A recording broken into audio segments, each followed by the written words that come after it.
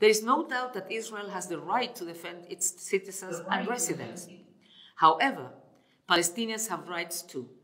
The same rights. Israeli attacks resulted in extensive civilian death and injuries, as well as large-scale destruction and damage to civilian objects. These include governmental buildings, residential homes and apartment buildings, international humanitarian organizations, medical facilities, media offices, and roads connecting essential services such as hospitals.